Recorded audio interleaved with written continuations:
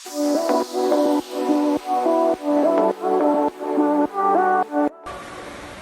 kami dari kelompok 2, kami akan mempresentasikan materi kuliah Sistem Informasi Manajemen yang bertemakan sumber daya komputasi. Sebelumnya, perkenalkan saya dan teman-teman saya Alberta Ayuning Tias, dan teman saya Dian Octavia Ningrum, Laila Dwi, Reni Rifatun, dan Yusika Rahmawati. Yang pertama, saya akan menjelaskan pengertian dari komputasi. Komputasi adalah sebuah istilah umum untuk segala jenis pemrosesan informasi untuk memecahkan masalah dengan menggunakan suatu algoritma. Secara umum, ilmu komputasi adalah bidang ilmu yang mempunyai perhatian dan penyusunan model matematika dan teknik penyelesaian numerik serta penggunaan komputer untuk menganalisis dan memecahkan masalah-masalah ilmu sains. Oke, selanjutnya adalah piranti keras atau hardware. Jadi hardware ini merupakan komponen-komponen fisik yang dapat membentuk satu kesatuan personal komputer atau PC. Jadi hardware ini merupakan perangkat yang dapat disentuh, dilihat maupun diraba secara langsung oleh pengguna. Jenis hardware yang pertama adalah prosesor atau biasa kita sebut dengan CPU. Prosesor ini merupakan perangkat yang bertugas untuk memproses atau meneruskan perintah yang sudah diinput oleh users kepada perangkat output yang nantinya dapat diterjemahkan atau dikeluarkan dalam bentuk visual maupun secara fisik. Di Indonesia sendiri, prosesor yang paling populer yaitu ada dua. Yang pertama Intel dan yang kedua AMD. Kedua prosesor ini biasa digunakan dalam laptop maupun PC yang ada di Indonesia. Selanjutnya adalah memori dan ruang penyimpanan atau storage. Kedua perangkat ini saya bahas bersama-sama karena sama-sama digunakan untuk menyimpan data, tetapi data yang disimpan itu berbeda. Kalau memori atau biasa kita sebutnya dengan RAM atau kepanjangan dari Random Access Memory merupakan device untuk menyimpan data dalam jangka pendek. Jadi kalau komputer dimatikan, data yang disimpan akan ikut menghilang. Gunanya untuk menyimpan informasi saat kita atau pengguna menjalankan sebuah aplikasi atau program tertentu.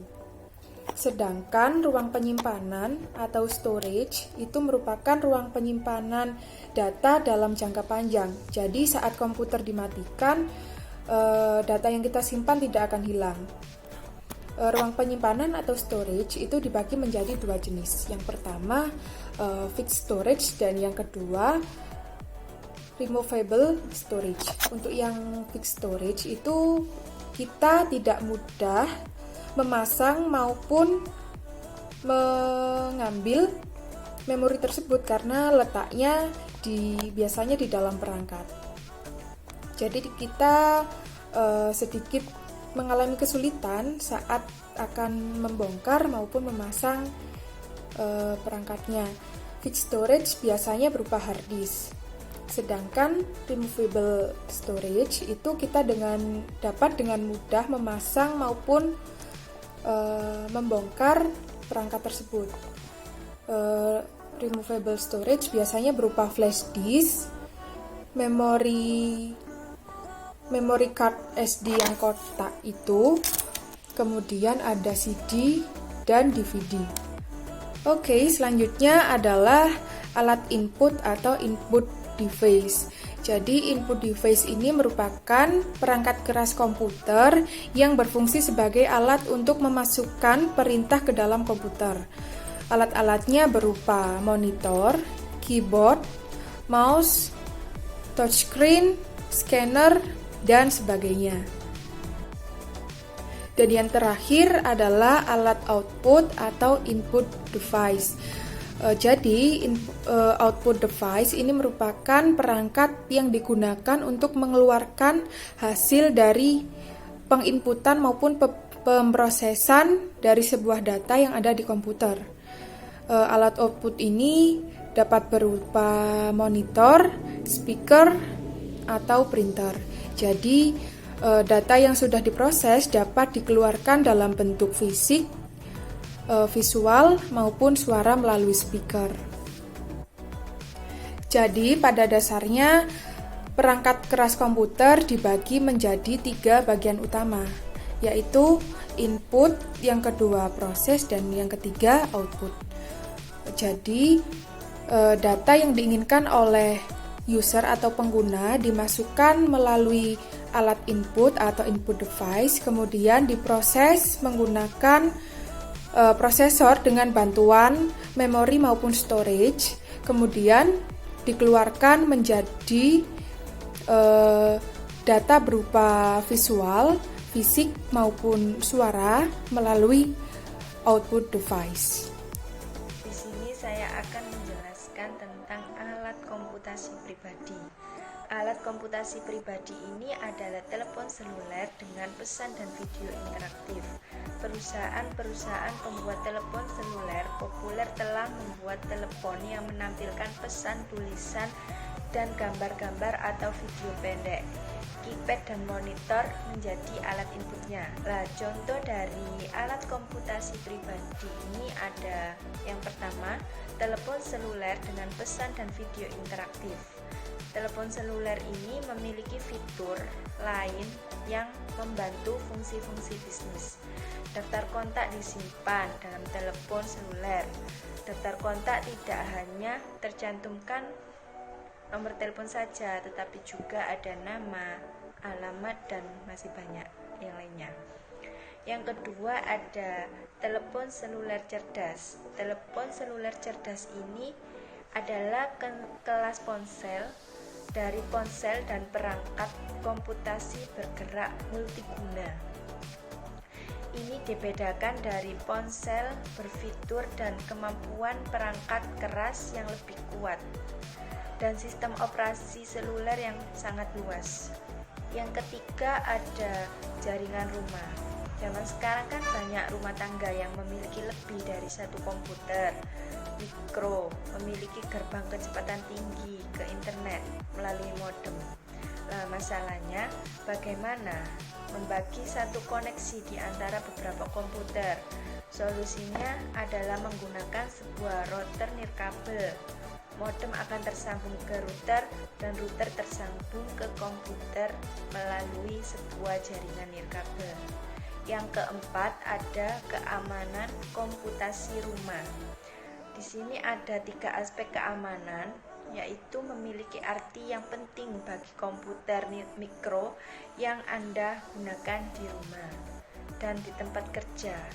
Update sistem operasi, virus, dan spyware. Keamanan bagi sumber daya sebuah organisasi seperti server web, bisnis data, dan jaringan hendaknya menjadi tanggung jawab dari para profesional sistem informasi. Kemudian ada perangkat lunak atau software. Ini merupakan istilah khusus untuk data yang diformat dan disimpan secara digital, yang di dalamnya termasuk program komputer dan juga berbagai macam informasi yang dapat dibaca dan juga ditulis oleh komputer.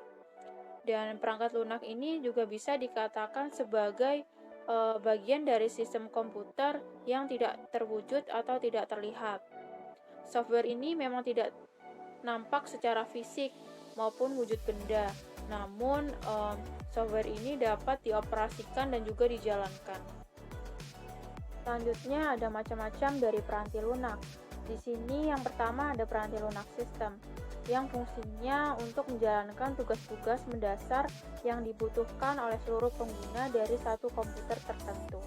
Maksudnya bertugas untuk melakukan kontrol manajemen perangkat keras dan juga operasi-operasi dasar sistem, termasuk menjalankan perangkat lunak lain seperti program-program pengolah kata yang bisa digunakan untuk mempermudah para penggunanya. Dan sistem operasi ini merupakan jenis yang paling penting dari perangkat lunak sistem di dalam sistem komputer ini. Tanpa adanya sistem operasi, pengguna tidak bisa menjalankan dan juga menggunakan perangkat lunak lain pada komputer mereka. Kemudian yang kedua ada peranti lunak aplikasi. Peranti lunak ini sudah siap dipakai oleh para penggunanya dan juga sangat mudah untuk dioperasikan. Dan peranti lunak aplikasi ini juga merupakan suatu subkelas perangkat lunak komputer yang memanfaatkan kemampuan komputer langsung untuk melaksanakan sebuah tugas yang diinstruksikan oleh penggunanya. Dan contoh umum dari perangkat lunak aplikasi ini adalah program pengolah kata seperti Microsoft Office dan juga OpenOffice. Kemudian ada pemutar media seperti Windows Media Player, lalu ada Winamp, kemudian ada Gom Player. Selanjutnya, saya akan menjelaskan piranti lunak aplikasi khusus. Piranti lunak aplikasi khusus atau disebut juga dengan custom application software, yaitu aplikasi yang diproduksi oleh pengguna dengan tujuan khusus dan dijual kepada pengguna khusus juga. Contoh piranti lunak aplikasi khusus yang pertama yaitu ada aplikasi pengolahan grafis dengan fungsi untuk mempercepat serta membentuk hasil di dalam industri kreatif. Contoh kedua yaitu ada aplikasi pengolahan video dan contoh ketiga ada aplikasi pemrograman komputer. Selanjutnya yaitu ada piranti lunak yang mudah digunakan.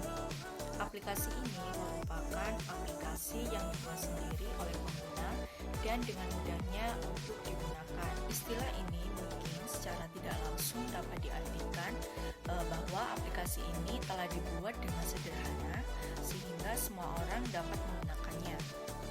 Peran piranti lunak yang mudah digunakan yaitu aplikasi yang telah dibuat dengan sederhana dan seksama sehingga berbagai bakat dan keahlian yang dimiliki oleh rentang pengguna yang luas dapat diakomodasi. Kemudian dengan adanya piranti lunak yang mudah digunakan, para pengguna bisa menerapkan keahlian mereka tanpa harus menjalani suatu latihan khusus. Selanjutnya yaitu ada karakteristik aplikasi yang mudah digunakan. Yang pertama yaitu ada dialog yang dipandu untuk mengarahkan pengguna sehubungan dengan data apa yang dibutuhkan, seperti format data yang diminta dan juga masalah lain yang serupa. Yang kedua yaitu ada karakteristik menu yang berisi tentang daftar pemerintah dengan langkah-langkah yang ditampilkan ke bawah dan juga icon. Ketiga yaitu ada pola dan formulir isian.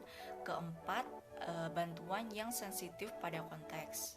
Yang terakhir yaitu ada karakteristik antarmuka yang berbentuk grafis dengan menggunakan simbol-simbol yang terstandarisasi. Jadi pengguna tidak diharapkan untuk mempelajari icon-icon baru ketika aplikasi ditulis karena harus ada standarisasi penggunaan icon dan juga lokasi pada antarmuka.